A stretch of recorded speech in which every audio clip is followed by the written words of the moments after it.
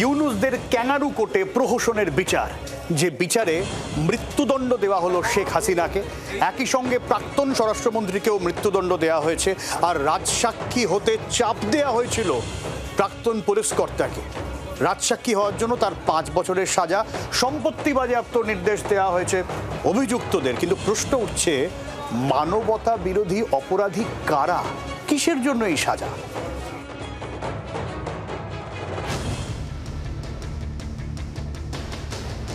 মুক্তিযুদ্ধের সময় পাকিস্তানের হয়ে যুদ্ধাপরাধে অভিযুক্ত যারা, তাদের সাজা দিতে আন্তর্জাতিক অপরাধ ট্রাইব্যুনাল চালু করেছিলেন প্রাক্তন প্রধানমন্ত্রী শেখ হাসিনা। আজ সেই ট্রাইব্যুনাল ইউনুসদের দলবলের দখলে। ফলে সেই ট্রাইব্যুনালেই শেখ হাসিনারই সাজা ঘোষণা, মৃত্যুদণ্ড। প্রহসনের বাংলাদেশে প্রহসনের অভিযুক্ত ছিলেন 3 জন: প্রাক্তন প্রধানমন্ত্রী শেখ হাসিনা, প্রাক্তন স্বরাষ্ট্রমন্ত্রী আসাদুজ্জামান খান, প্রাক্তন আইজিপি চৌধুরী আবদুল্লাহ আল মামুন। এর মধ্যে চৌধুরী আবদুল্লাহ রাজসাক্ষী বনে প্রাণে বেঁচেছেন। 3 জনের বিরুদ্ধে মোট 5টি অভিযোগ আনা হয়েছিল। 14 জুলাই হাসিনার উস্কানিমূলক বক্তব্যের অভিযোগ ছিল। আন্দোলনকারীদের নির্মূল করার নির্দেশ হাসিনা দিয়েছিলেন, এমনটাও অভিযোগ। ছাত্র আবু সাইদকে খুনের মামলা হয়েছিল হাসিনার বিরুদ্ধে। ঢাকার চানখারপুলে 6 আন্দোলনকারীর খুন, আশুলিয়ার 6 জনকে পোড়ানোর অভিযোগ আনা হয়েছিল শেখ হাসিনা, প্রাক্তন স্বরাষ্ট্রমন্ত্রী এবং প্রাক্তন পুলিশ প্রধানের বিরুদ্ধে। কোটা সংস্কার আন্দোলনের আড়ালে ঢাকা ইউনিভার্সিটির পড়ুয়াদের ওপর হামলা এবং পরে আন্দোলনকারীদের গুলি করে খুনের মন গড়া চিত্রনাট্য চলেছে ট্রাইব্যুনালে। তাড়িয়ে তাড়িয়ে তা শুনেছেন ট্রাইব্যুনালের প্রধান বিচারপতি গোলাম মুর্তজা মজুমদার। পরে আমৃত্যু, যাবজ্জীবন আর মৃত্যুদণ্ডের নির্দেশ প্রাক্তন প্রধানমন্ত্রীকে। শেখ হাসিনাকে একটা কাউন্টে সুপিরিয়র কমান্ড রেসপন্সিবিলিটিতে যাবজ্জীবন জেল আনটিল ন্যাচারাল ডেথ দিয়েছেন, আর ডাইরেক্টলি যেটা নির্দেশনা দিয়েছেন সেখানে তাকে ডেথ পেনাল্টি দিয়েছেন। আইনের বিধান মতে যেদিন থেকে গ্রেপ্তার হবেন সেদিন থেকে সাজা কার্যকর হবে।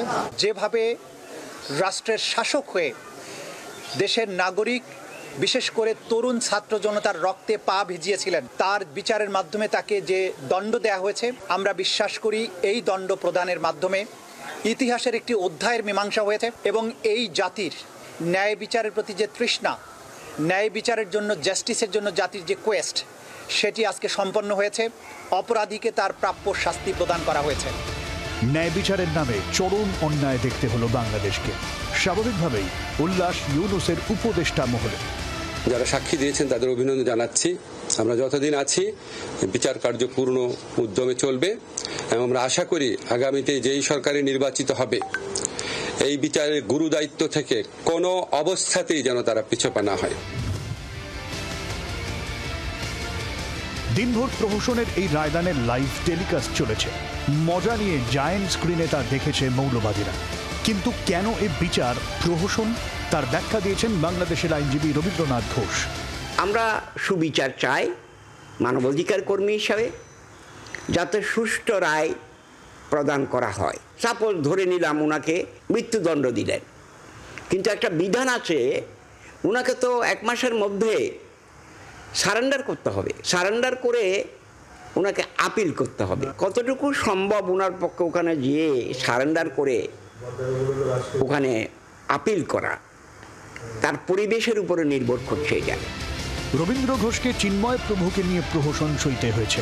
গোটা বিশ্বকে আজ দেখতে হলো প্রাক্তন প্রধানমন্ত্রীকে নিয়ে প্রহসনের রায়দান। ব্যুরো রিপোর্ট, জি24 ঘন্টা। বাংলার আওয়াজ, বাঙালির আবেগ, জি24 ঘন্টা।